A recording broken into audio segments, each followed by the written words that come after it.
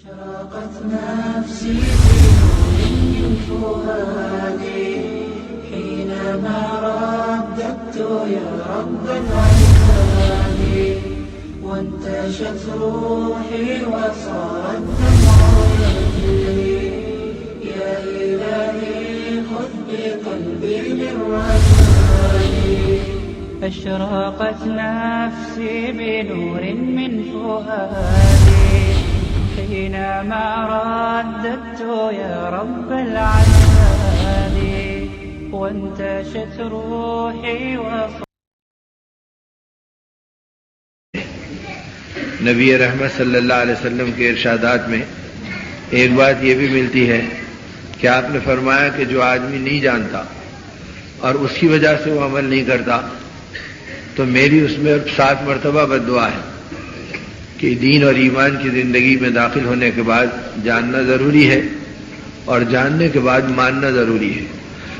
کہ آدمی اس پر عمل کرے، اطاعت کرے، اپنے محبوب نبی صلی اللہ علیہ وسلم کی اتباع کو اختیار کرے۔ تو نبی رحمت صلی اللہ علیہ وسلم کے ارشاد کا خلاصہ یہ ہے کہ جو جانتا نہیں اور نہیں جاننے کی وجہ سے نہیں مانتا تو فرمایا اس میں میری بد دعا 7 مرتبہ ہے،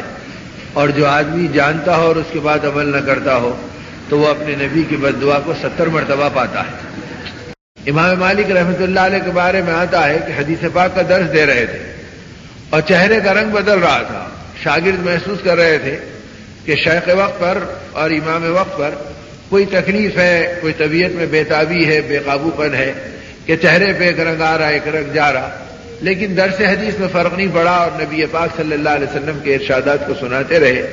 اور سننے والے اہل طلب بندوں میں ان کو منتقل کرتے رہے۔ جب درس پورا ہو گیا اور مجلس تکمیل پا گئی تو اٹھ کر اپنے کمرے میں تشریف لے گئے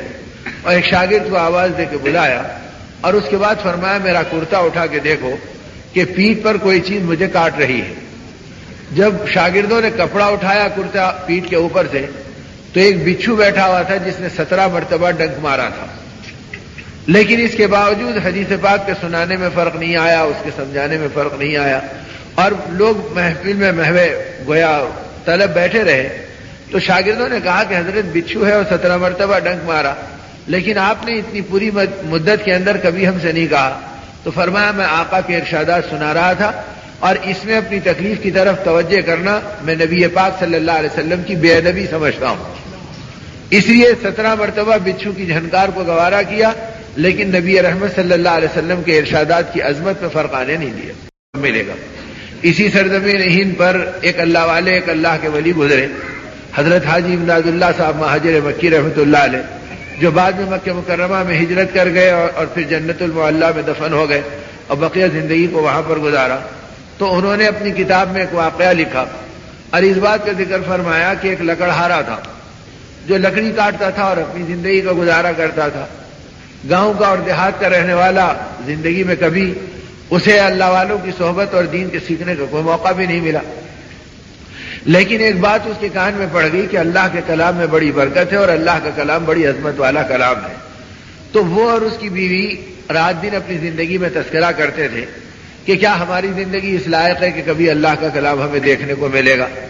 اور اللہ کے کلام کا دیدار ہم کو نصیب ہو جائے گا۔ اور پھر اس کے بعد جب سنا وہ دور وہ تھا جبکہ نہ پریس تھے، نہ اس قسم کی طباعت کا اور چھاپنے چھپانے کا کوئی معمول تھا، بلکہ ہاتھ کے قلمی نسخے لکھے جاتے تھے اور لوگوں میں منتقل کیے جاتے تھے۔ تو اب وہ قرآن پاک کا نسخہ میرے حصے میں کبھی آئے گا اور تمنا یہ تھی کہ ملے گا تو میں اسے لوں گا۔ تو معلوم ہوا کہ میاں قلمی نسخے ہوتے ہیں، بڑی محنتوں سے لکھے جاتے ہیں اور بڑی بڑی قیمتوں کے اندر وہ اس کا ہدیہ ہوتا ہے، اس کے بغیر اسے لینا بھی آسان نہیں۔ تو اس نے ایک زمانے دراز تک اپنی محنت کا ایک حصہ نکالتا رہا اور جمع کرتا رہا کہ کبھی اگر اللہ کا کلام ملے تو میں اس کو حاصل کروں گا اور یہ اس کی نتیجے کے اندر نذرانے میں اور ہدیے کے اندر دوں گا۔ ایک لمبی مدت گزر گئی، یہ اپنی آمدنی کا ایک حصہ رکھتا گیا اور اللہ کے کلام کے بارے میں حسرت کرتا اور آپس میں میاں بیوی کہتے کہ کیا اس زندگی میں ملے گا یا مال دھرا رہ جائے گا، ہم قبروں میں پہنچ جائیں گے اور کلام کو دیکھنے سے ہم محروم رہیں گے۔ تو راتوں میں اس کا انتظار کرتے، دن میں اس کی تمنا کرتے، تنہائیوں میں اللہ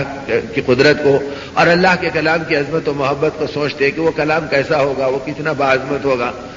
ایک دن وہ لکڑہارا اپنی لکڑی کاٹنے میں لگا تھا کہ اس کے کان میں اطلاع ملی کہ فلاں مقام پر اللہ کا کلام ہے اور وہ کوئی معقول ہدیہ پیش کر دے تو اس کو دیا جائے گا. تو یہ سوچا کہ اللہ کا کلام بھی کوئی بکنے کی چیز ہے کہ اس کے دام لگتے ہیں. اپنے پورے مال کو سمیٹا جو زندگی بھر کا سرمایہ تھا اور دوڑا ہوا گیا کہ لو جی آج وہ خوش نصیب دن نظر آ رہا, پتہ نہیں ہم کو ملے گا یا نہیں ملے گا, تم دعا کرو میں لانے جاتا ہوں. تو اس کی بھی دعا میں لگ گئی کہ اللہ وہ مبارک دن بتلا دے کہ زندگی ختم ہونے کے آثار ہیں, موت کا کوئی اعتبار نہیں, اور کبھی آج تک ہم نے آپ کے کلام کو دیکھا نہیں, وہ کتنا نورانی کلام ہوگا اور کیسا بابرکت کلام ہوگا. یہ گھر میں تڑپتی اور بے قرار رہتی اور شوہر اس کا دوڑا ہوا گیا. اور جانے کے بعد جب اس لکڑہارا اس مقام پہ پہنچا تو پوچھا کہ بھئی اللہ کا کلام کہاں ہے؟ لوگوں نے بتایا کہ وہ فلاں کے ہاتھ میں ہے اور دنیا اسے دیکھنے کے لیے آئی ہے. تو فرمایا اچھا. تو وہاں پہنچ کر کہا کہ میری زندگی بھر کا یہ سرمایہ ہے جو میں نے اللہ کے کلام کو لینے کے لیے جمع کیا ہے, اللہ کے لیے اس ہدیے کو قبول کرو اور اللہ کا کلام مجھے دے دو. اس نے بھی دیکھا کہ میرے تصور سے زیادہ گویا مال اور رقم میرے سامنے آ رہی ہے. اس کلام الہی کو اس نے دے دیا. جب وہ کلام دے دیا تو یہ کلام کو لیتے ہی اس کا بدن کانپنے لگا, اس کے ہاتھ تھرانے لگے, اس کی آنکھوں سے کچھ خوشی سے اور کچھ خوف الہی سے آنسو بہنے لگے. اے اللہ یہ آپ کا کلام ہے اور میرے قسمت کے یہ گناہگار ہاتھ اس کو اپنے ہاتھوں میں لے رہے ہیں. یہ گناہگار سینے کے سامنے وہ ہے, کبھی اپنے سینے پہ رکھتا, کبھی اپنی آنکھوں پہ لگاتا, آنسوؤں کی لڑیاں ہیں کہ چہرے پہ بہتی, کبھی اس کو چومتا, کبھی سر پہ رکھ لیتا. ایک دیوانہ وار کیفیت میں اپنے گھر کی طرف چلا آیا. جب گھر کی چوکھٹ پہ پہنچا تو بیوی کو پتا چلا کہ آج وہ کلام ہمارے حصے میں مقدر ہو گیا. ہم ان خوش نصیبوں کی فہرست میں آ گئے جن کو اللہ کا کلام دیکھنے کو مل گیا. پڑھنا نہیں آتا تھا, سمجھنا نہیں آتا تھا, اس کو دیکھ کر تلاوت کرنا نہیں آتا تھا. دونوں میاں بیوی کا یہی حال. اب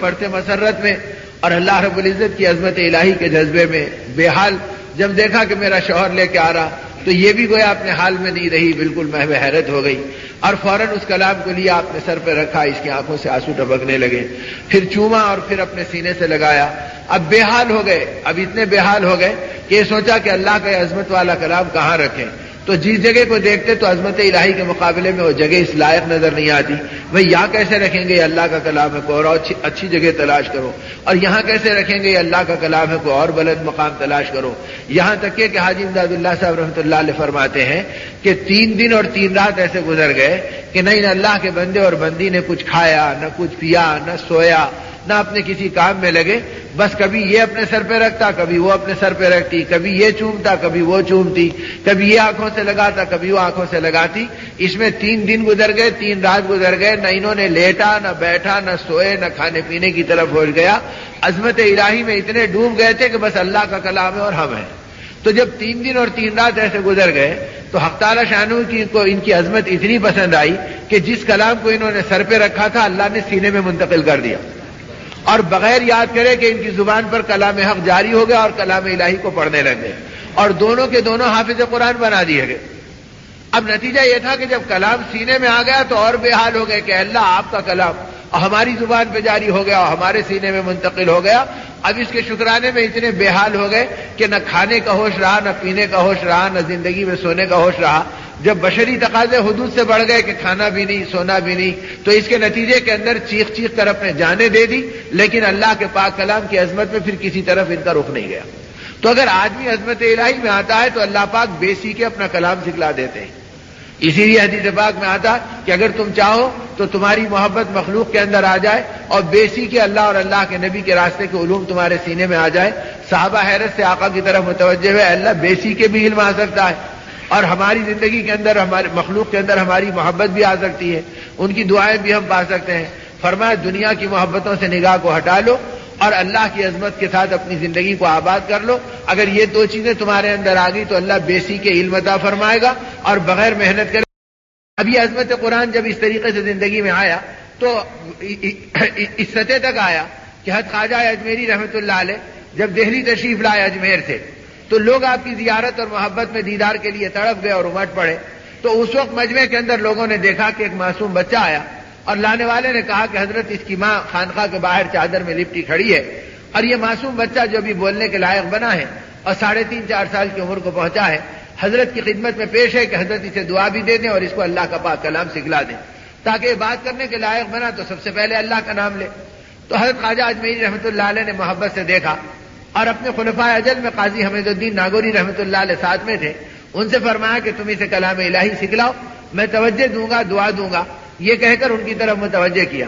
انہوں نے معصوم بچے کو دیکھ کر کہا کہ بیٹا پڑھو اعوذ باللہ من الشیطان الرجیم، ٹکڑے کر کر کے پڑھانا چاہا تاکہ معصوم بچہ آسانی سے پڑھ لے، لیکن جو ہی انہوں نے اعوذ باللہ من الشیطان الرجیم رکتے رکتے سنا تو فوراً بے تکلف پورا اعوذ باللہ من الشیطان الرجیم بے تکلف اور بے باک پڑھ دیا، اور اس پڑھنے میں جاذبیت بھی تھی، نورانیت بھی تھی، روحانیت بھی تھی۔ پھر بسم اللہ الرحمن الرحیم پڑھا تو ان دونوں بزرگوں کو خوشی ہوئی کہ معصوم بچہ بغیر ہمارے پڑھائے ایک ہی سانس میں پڑھ رہا ہے۔ پھر انہوں نے الحمدللہ رب العالمین شروع کیا تو ولضالین تک پوری سورت سنا دی، اور خوشی ان اللہ والوں کی بڑھ گئی کہ کیسی نیک ماں ہوگی جس نے اپنے بچے کو اس معصوم زمانے میں اس کم عمری کے اندر سورہ فاتحہ بھی سکھلا دیا، اور یہ بچہ اس پورے فاتحہ کو بلا تکلف سنا رہا ہے۔ ابھی یہ خوشی میں تھے کہ اس نے الف لام میم کہا اور ذالک الکتاب لا ریب فیہ سے ایک رکوع سنا دیا اور دوسرا رکوع پڑھنا شروع کر دیا بچہ۔ اب یہاں تک کہ پڑھتے پڑھتے اس کی سانس کم عمری کی وجہ سے پھولنے لگی اور تھکاوٹ چہرے پہ آنے لگی، تو ان بزرگوں نے پیٹ تھپکا اور کہا بیٹا اب بس کرو، اب آگے تم سے کل سنیں گے۔ دوسرے دن بچہ آیا، پھر اس سے کچھ سننا شروع کیا تو 2-3 دن میں وہ معصوم بچہ قرآن پاک کا 1.25 پارہ زبانی سنا دیا۔ تو ان بزرگوں کو، اللہ والوں کو حیرت بھی ہوئی، مسرت بھی ہوئی، تو حضرت خواجہ اجمیر رحمۃ اللہ علیہ نے اپنے خادم کو بھیجا اور کہا کہ اس بچے کے گھر پر جاؤ اور اس کی ماں سے پوچھو کہ تم نے کیسے اس کی تربیت کی کہ یہ قرآن پاک کا 1.25 پارہ خود ہی زبانی سکھا دیا، ہم کو سکھانے کا کوئی موقع نہیں ملا۔ جب یہ اطلاع ماں کو پڑی تو ماں سجدے میں گر پڑی اور گر کر اللہ کا شکرانہ ادا کیا اور کہا کہ حضرت خواجہ صاحب سے کہہ دینا مجھے امید ہے انشاءاللہ کہ میرا بچہ اب 16 پارے قرآن پاک کی آپ کو زبانی سنائے گا انشاءاللہ، اور آگے اسے سکھانا پڑے گا۔ تو ان بزرگوں کو اور تعجب ہوا، جب وہ آگے سنتے چلے گئے تو ہر دن 1 پارہ سنا رہے ہیں، 1.5 پارہ سنا رہے ہیں، یہاں تک کہ کئی دنوں میں انہوں نے 16 پارے اس معصوم بچے نے زبانی ان اللہ والوں کو اور زمانے کے اولیاء کے امام کو سنا دیا۔ اس کے بعد یہ رک گیا، اب قرآن رکھتے تو نہیں پہچانتا کہ یہ کیا کتاب ہے، معصوم بچہ ہے نہیں جانتا۔ زیر و زبر بتاؤ بیٹا تو وہ نہیں جانتا کہ زیر کس کو کہتے ہیں، زبر کس کو کہتے ہیں۔ اور جب اس کے بعد کہا کہ تم آگے نہیں جانتے اور اتنا قرآن تم نے یاد کیا، جب ماں سے اس کی تفصیل پوچھی تو ماں نے کہا کہ حضرت جب اللہ نے یہ امانت میرے پیٹ میں دی تو میں فکر مند تھی کہ اللہ مجھے ایسی اولاد دے جو دین کی سچی خدمت کرے، آپ کے نام کو دنیا میں پھیلائے، آپ کے نبی کے نام کو روشن کرے۔ میں روتی، میں دعا کرتی، میں اللہ سے مانگتی، میں کثرت سے کلام پاک کی تلاوت کرتی۔ ان 9 مہینوں کے زمانے میں نے 16 پارے قرآن پاک کے زبانی یاد کیے۔ تو اب پتہ چلا کہ جیسے اللہ نے میرے سینے میں داخل کیا، میرے پیٹ میں رہنے والے اولاد کے سینے میں بھی منتقل کر دیا۔ وہ ماں پیٹ سے گویا حافظ قرآن بن کے نکلی اور قرآن زبانی سنانے لگی، اور آگے چل کے یہی صاحبزادے خواجہ قطب الدین بختیار کاکی رحمۃ اللہ علیہ کے نام سے معروف ہوئے، اور حضرت خواجہ اجمیر رحمۃ اللہ علیہ کے عظیم خلفاء میں ان کا نام آ گیا، اور پھر ان کے ذریعے سے علاقوں کا کفر دھلا اور ظلمتیں دھلی اور بڑی بڑی کرامتوں کا ظہور ہوا۔ تو میرے دوستوں اور میرے بزرگوں، میں یہ عرض کر رہا تھا کہ جب عظمت قرآن زندگی میں آئے اور عظمت ایمان زندگی میں آئے تو اس کی برکتیں یہ ہوتی ہے کہ پھر اولاد کے سینوں میں بھی قرآن منتقل ہوتا ہے، اور ماؤں کی عظمت کے نتیجے میں اللہ ان کی دعاؤں پر ان کی اولاد کو ولایت کی چوٹیوں پہ پہنچاتے ہیں۔